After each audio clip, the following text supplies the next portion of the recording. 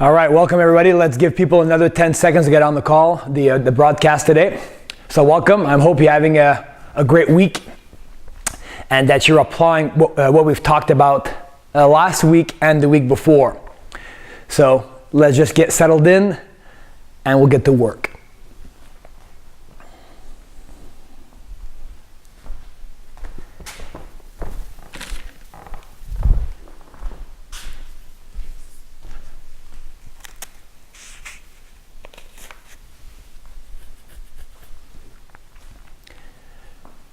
All right, so we're on number 34 today, and we're talking about intensity.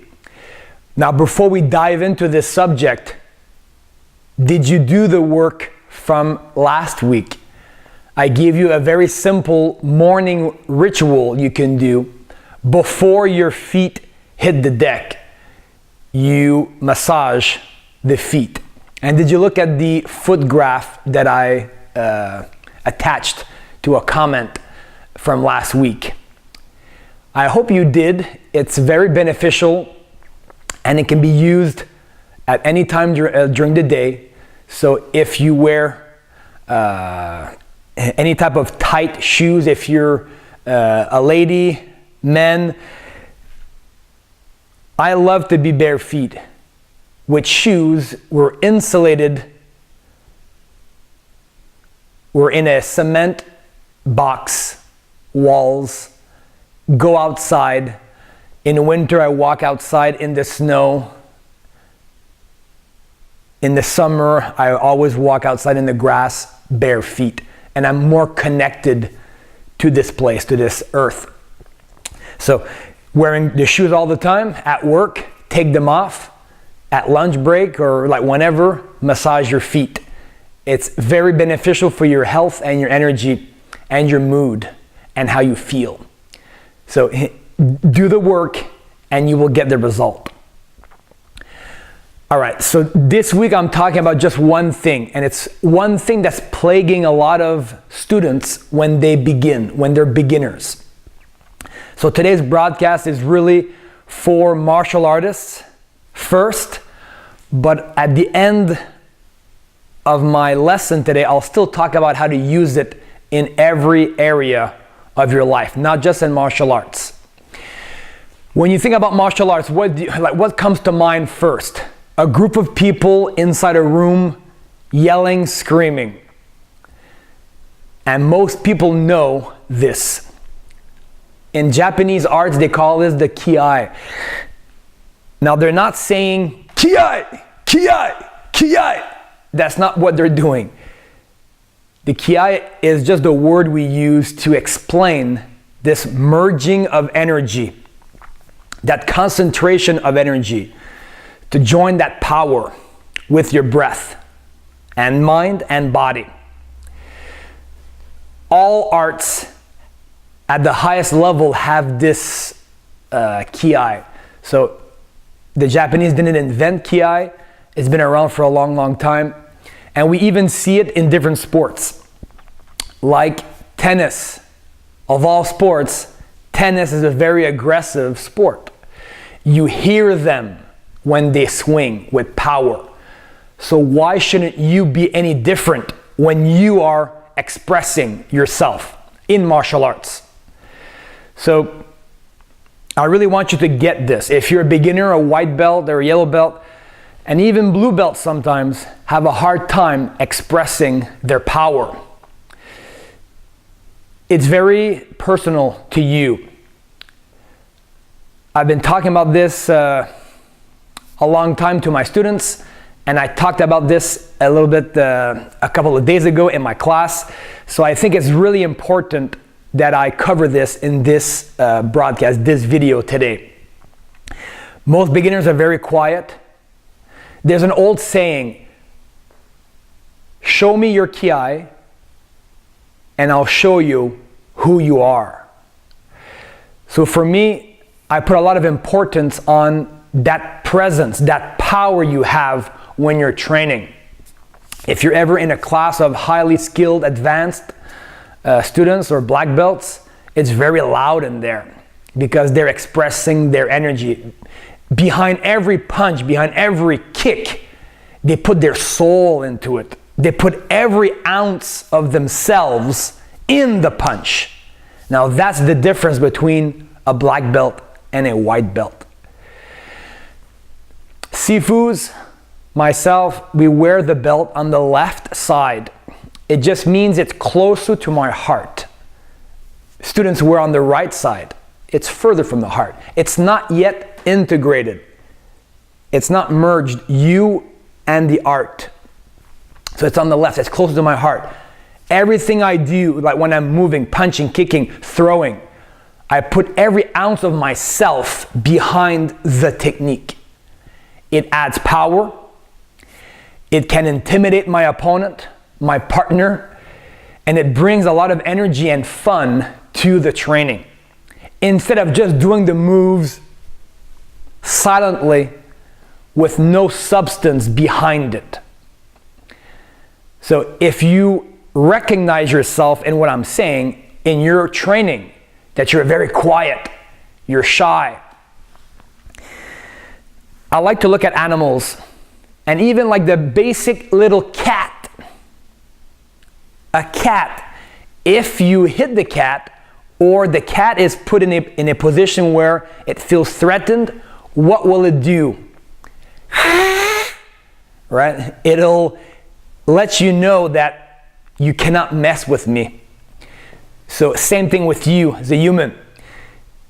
If you feel threatened, you have to be able to express that emotion, that intensity through your eyes, your mouth, how to verbalize, how to vocalize the intensity. Because you need to connect to your fighting spirit. So this is a journey, this is practice. I cannot teach you how to connect to your fighting spirit inside, but I can show you and I can give you examples. And I just wrote a couple of them here. Now this is just a funny broadcast today because we don't teach it. You have to experience it. You have to develop it for yourself. Now, if you're at work, maybe this is not the right time to start practicing that expression with the breath. But if you're at home and you're alone, I strongly recommend you practice the breath, the expression of the voice, and to put that behind each technique that you do. Because most of you are way too quiet in your training, in your techniques. And don't give me any of that shyness baloney, okay? There's another old story. If you were stranded either in the Sahara Desert and there's a lion and he roars at you, letting you know that he's about to eat you, and you only have one chance to show that lion that he's not gonna eat you. Are you gonna stay there quiet and not do anything? Or are you gonna scream back and roar to maybe hopefully intimidate that lion and he doesn't eat you? Would you be shy then? Or would you let it all out? Same thing in any type of situation. A rape, an attack. Will you just lie down and play dead and be quiet and shy? Or will you just scream and put every ounce of yourself behind all your strikes? You might survive, you might not, but at least you gave it your all. So think about that. I wrote some words here. These are just examples of how to help you develop it. So don't be too analytical with this. It has to come from your gut, not your mind, not your throat. This is not you screaming. No, this is not it. It comes from here, from your gut. There's a cheesy joke here. What's Bruce Lee's favorite drink? Wata! But Bruce Lee became famous because he was able to express intensity on the screen. How was he going to do that? And to bring that uniqueness to martial art movies with the voice. So like maybe go back and watch some of his movies, how he expresses his intensity with sound, with voice. So something to think about. So some little words. You might use it, like you might practice that. The ki or the breath or the merging of your power is like you coughing. If you put your hands on the side of your ribs here and you cough, that flexion of your internal obliques, that's where the power comes from. When you're striking, punching, kicking, all the striking arts, all of them, they all use this type of breath to add power, to protect against counter strikes, and on and on. But that's another lesson. You can say, so I wrote here O-H-A, so oh. You can do it with an ah, with an A-A-H.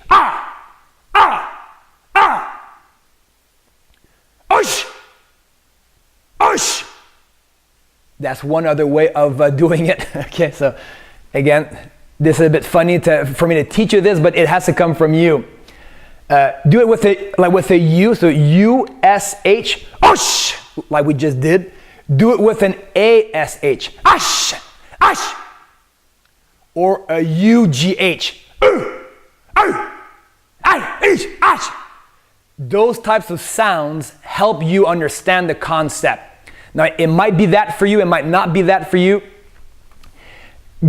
Go through those and think about it. What does your war cry sound like? So is it like a turkey? Or are you a lion? I want to be a lion. I go back to the story of the lion wanting to eat you. Sometimes I think about that. If I was in the jungle somewhere and a wolf came in front of my path, then I would become like that wolf. My eyes, my mouth, the sound. I would go to that level, just like him, as wild as him. And I visualize that, and it helps me bring that out. To turn on that switch, on, off. Off, I'm just a happy person. I go about my life and I'm a peaceful man. That's one. But if I'm threatened, I'm in danger, then that switch, I gotta be able to turn it on immediately. And not just in martial arts, but if any situation arises in relationships, in challenges in business, or any other area where I'm challenged, I might not verbalize my intensity, but inside, that switch is turned on. This breath is releasing stress. It's like ventilation. Why do people argue? Because they need a release. So you in your training, for me, yes, it's combative, it's fighting, it's warrior-like, but it's also very therapeutic for me to do this. There's different therapies that you might know of, like Gestalt. Gestalt therapy is when you would hit the therapist would have you state your problem or things that are bothering you, and then you would take a pad and you would just go crazy hitting that pad. Or you might sit, imagine that the person that's really bothering you, like for most people, unfortunately, it's their dad or their mom or somebody in their family, and you imagine that they're there sitting on the chair, and then you tell them everything they've done to you and how you feel really, honestly.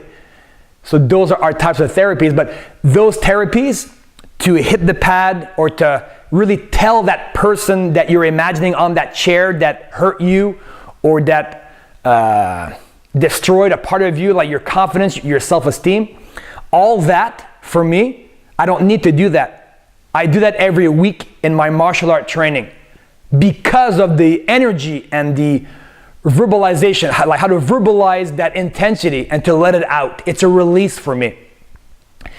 So even if you don't do any martial arts, you should do this on a regular basis. I do it in my car, and if I'm walking outside alone here, like I have a beautiful property where I can walk in, like in the forest, and just be alone and do that release. And as you get in touch with that, it's easier to bring it out in your martial arts. I hope this makes sense, and I hope that you're able to practice it and develop it. That when I do meet you either for a training, that when you start moving, when I see a black belt and a white belt moving, the techniques are the same, but the level of presence, that level of soul that they bring to the table, that's what we need to develop. Just like a good singer, good singers you'll feel it in your gut. It'll make you cry. That's the kind of connection I want. I want you to have that. You develop it many ways: by modeling, by practicing certain sounds alone, just like singers would do to warm up their voice for an audition or for a concert, and also by pairing up with partners that are more experienced and they're able to help you and you can model them. This is super important. But your sound, what is your sound? Do you have one? You should have one. Think about that for this week. In your training, if you are training in one of our schools, then for sure use it, develop it, and pay attention in the class. The higher level students, they all have a sound. And try to find your own. I hope you enjoyed this broadcast, this lesson today. It's super important. I've used it a long time. My dad was a big vocalist. Like he would really verbalize his intensity. And I know that's why I'm so verbal with my intensity, is because of my dad. So until next time, master yourself. I'm Sibak Martin Patenaude, and I'll see you soon.